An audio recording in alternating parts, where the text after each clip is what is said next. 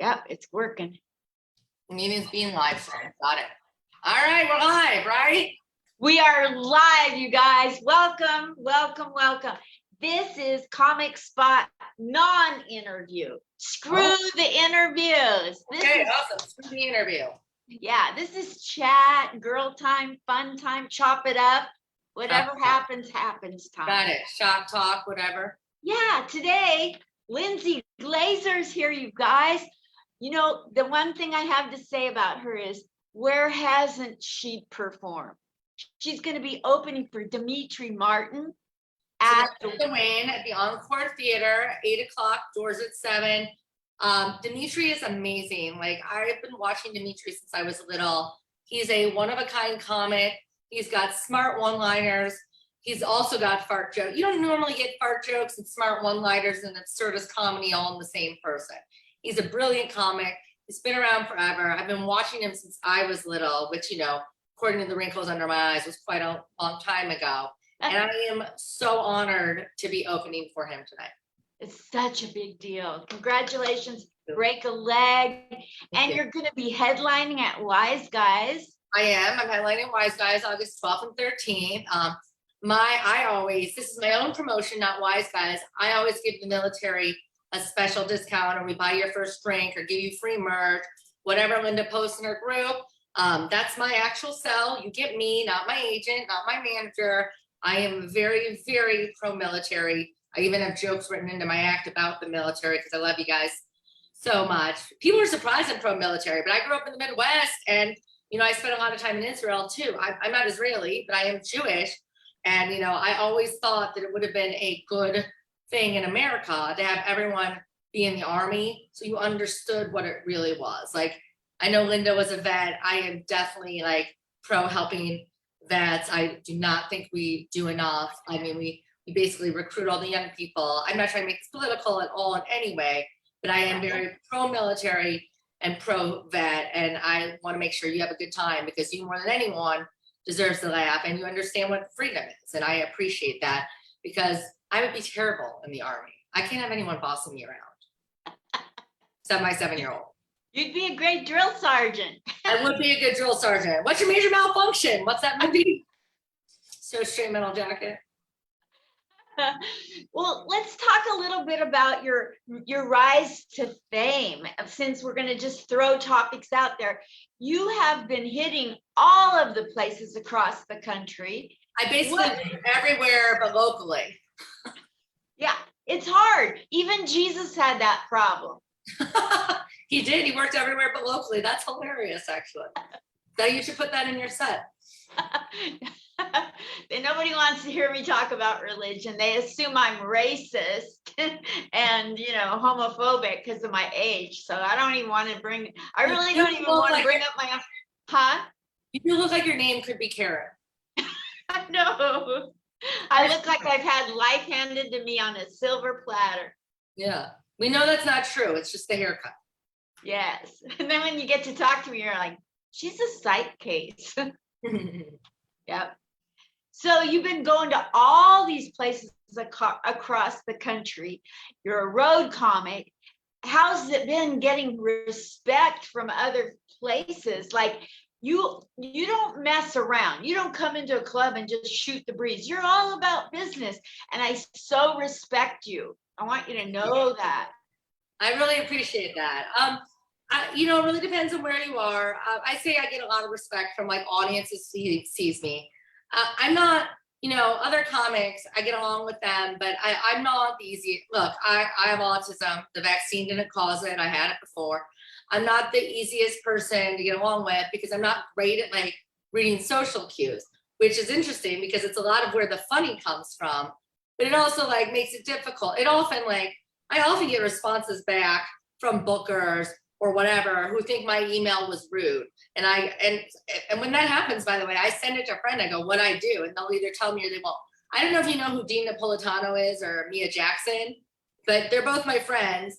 And I actually send them a lot of my emails before I send them out to make sure I don't sound like, I'm very blunt. I know it can come off as rude. Unless you are from New York, you take it maybe as I'm rude. And then the other problem is, right, I'm from the Midwest. So maybe I'm just being polite Midwest, but guys think I'm flirting because it comes off like that if you don't know I'm from a town of, 800,000 people. So, but I do a lot better than I think people expect in places like Indiana, Illinois, Texas, Florida, and also New York. New York really is my sort of audience. They want to be punched in the face for company. I saw all the places in New York that you performed in, and you were not playing. You got into some great venues. Yeah, Comic Strip passed me before Richie died several years ago, twice actually, because Richie forgot the first time. As we know, Richie was old. And then the pandemic happened, and then I got more TV credits, and then Tommy books me now. And Tommy Latch is great at the Comic Strip. That club is amazing. It really feels like home for me. And I just got lucky. It was good timing. I performed there the very first time after the pandemic, and Jeannie, the owner, was there. And there were people there who were walking out going, "You were so great. It was great to see a woman comic. You were hysterical." I had a particularly good set. It was a particularly good night. A lot of times it's just timing. Yes. So I'm a little bit older than you, like 4 decades or something. And so I go to the other side of Comic Strip Live. I go to the developmental room in Gladys Simon. I don't know where Gladys does her shows in the developmental room. They expanded. Have you been there recently? No, but I just heard about all the changes. Well, they changed the stage for the third time. There's not a separate room at Comic Strip unless they're doing it downstairs in the back somewhere near the kitchen. It's a big room now. They just close off the back side during that. But Gladys is great. When I first started, I did a lot of Gladys shows. I think I knew her because of Teddy Smith. All that stuff is good. Yeah. I'm going to be on a show up in Long Island. I think he's going to be the headliner. Who, Teddy? Oh, Teddy. Yeah. Tell him you're my friend. I've known Teddy since I started. He's very funny. He's going to be a famous actor. He's a great actor. He's actually, I think I read you were part Jewish. He actually is doing a movie right now about where he plays a guy in the Holocaust, ascending as a Holocaust. So we talked quite a bit about that stuff. Wow. Now, do you have a Holocaust connection? Well, I'm Jewish, and obviously, and I have some family who died in the Holocaust, and my ex-husband also, his grandmother. This is an interesting story. This is not comedy, but it's an interesting story. His grandmother, Franny, told his great-grandfather, "This guy is crazy, Hitler. I'm taking the kids and I'm going to Columbia. Either you can come with me or not." And everyone said, "Franny, you're crazy. You're paranoid. Nothing's going to happen." She left, took the kids, went to Columbia. Husband came a week later. Every single other person in their family died in a concentration camp. Every single one. So which meant my ex-husband wouldn't have been alive. If you think about that, that story is chilling. That is wild.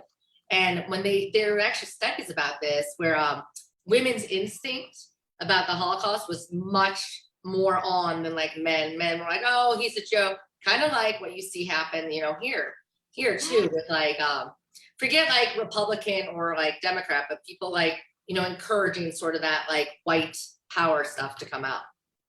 Yeah.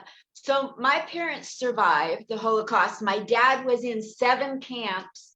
I don't know what he was trying to. His family was Jewish, right? Yeah. And I was interviewing Gabe Abelson, and he used to be a writer at Letterman. And during that interview, he said to me that his dad was the captain of a USS Marine ship that brought Holocaust survivors. And I go, "Oh, my parents came over on a Marine ship." And he goes, and I said, "Yeah, they came on the Marine Perch." And his chair went back across the room. That's the one. His dad brought my parents to America. That's incredible. I mean, it's just amazing the sort of things that you learn. And I'm sure you've read Viktor Frankl's Search for Meaning and how people survive that. It's just, you have to read that stuff so you can be grateful when things like the pandemic happen and you're like, "Oh, poor me, I'm not performing comedy for 2 years." I took 2 years off. And so I feel rusty compared to someone like Nathan Wallace. Well, Nathan Wallace is a guy I started with in Florida, great comic. We started at the same time. But I took 2 years off when the pandemic happened to homeschool my kid, and he kept going. So he's got a lot more hours in, and that's all it is hours in. Well, let me ask you a question while I have you on here. Now, you're no slouch. You are not mamsy-pamsy, sweet, innocent, No. syrupy. You come in, you're about business, you get on stage, it's about making people laugh, getting to the jokes. And I have to tell you, I get so much confidence from seeing strong females in the business. You don't know what you're doing for me. You are really elevating my Oh, thank you. ability to drop fear and be fearless. And that's such a gift to give to other women, let alone other comics. You said I have a question, but then didn't ask one. How did you get so strong? Well, I mean, it helps when, I mean, I worked as a lawyer, right?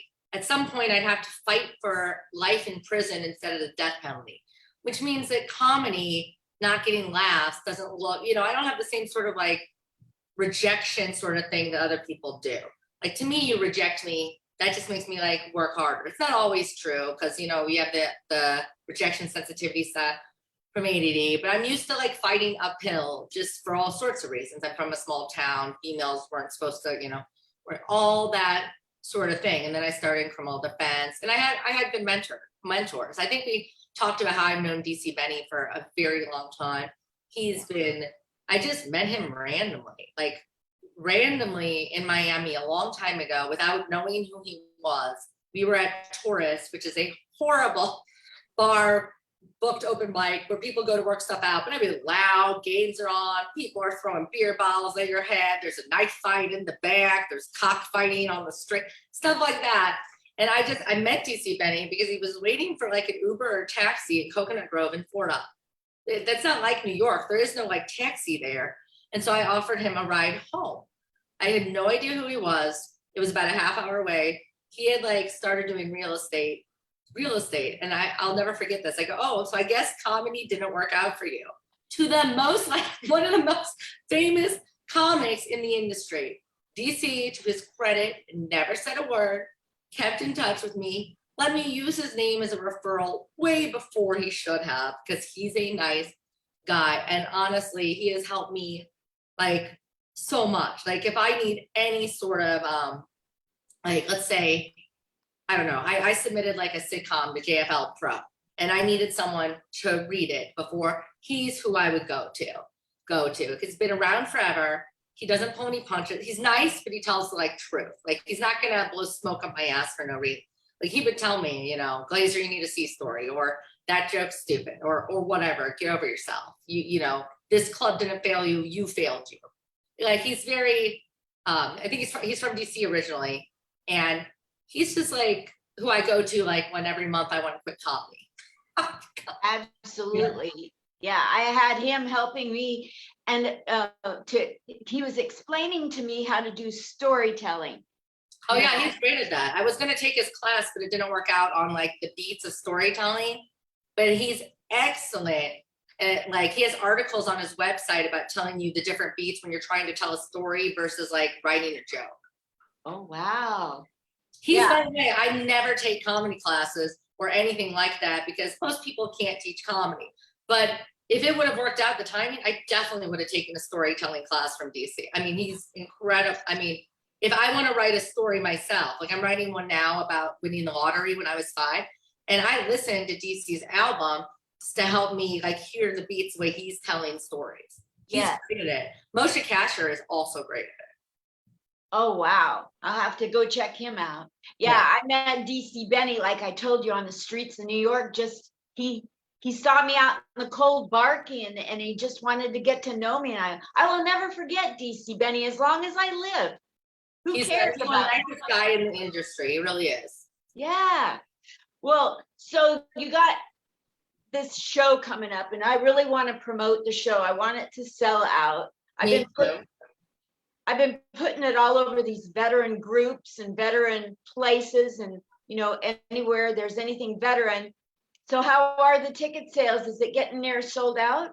It's not getting near sold out, but we're doing better than anyone in July or August so far. And I'm appearing on Mercedes TV show next week on July 26th. I have some radio interviews coming out the week after that. I would love, you know, it obviously is good for me from a local standpoint for people to come out, but also I have like great new material. I'm running for an album I'm recording with Comedy Dynamics in October, so you'll see some new people.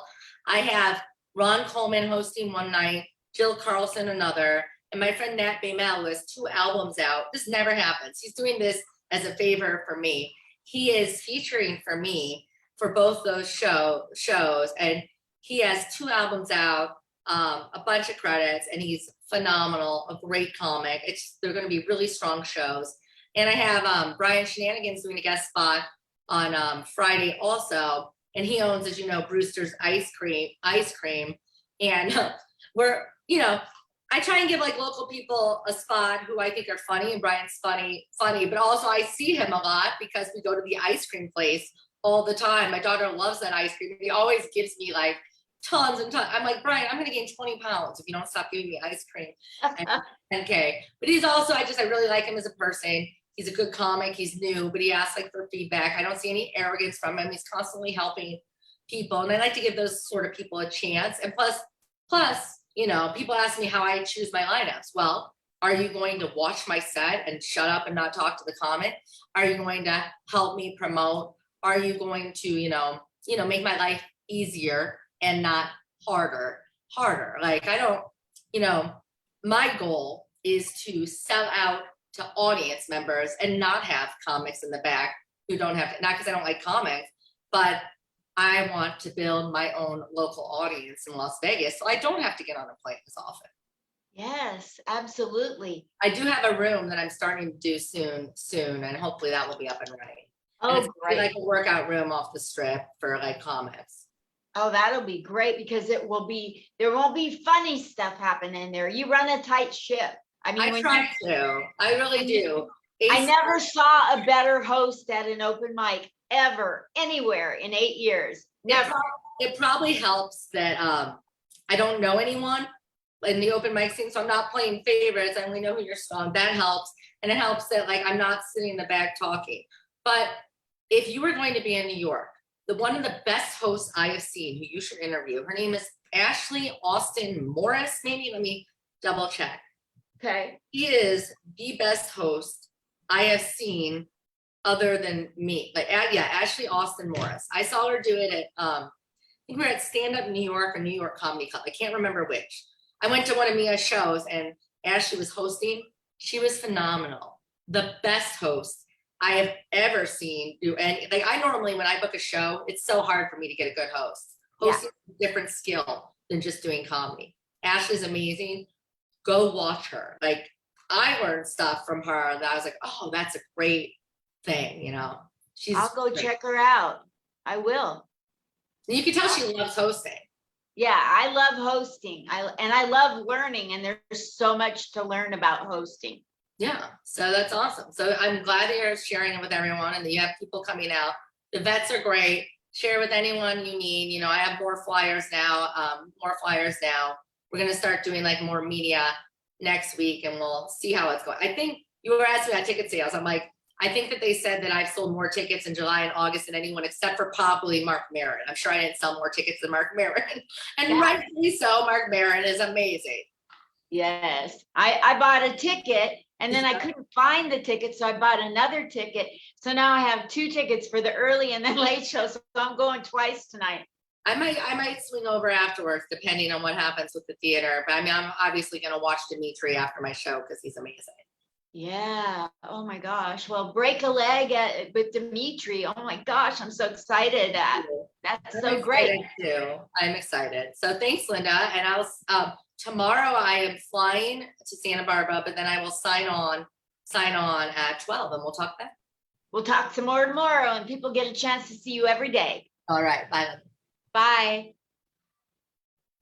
Now catch her live at Wise Guys, August 12th, August 13th. Doors open 6:30. Show starts at 7:30. And she personally will make sure for every ticket you buy, up to 1,000 tickets, for every ticket you buy, you text her and she will compute a ticket. And that's for military, active duty, retired, veterans, not for the spouses and family and caregivers, but for the people who actually signed up and served in the military. And for those military that get the buy one, comp one, she's also going to buy them their first drink. So you got to go. You got to go. She's honoring the troops in a big way through this. So thank you so much. Thank you, Wise Guys, for having her. It's going to be an off the chain show.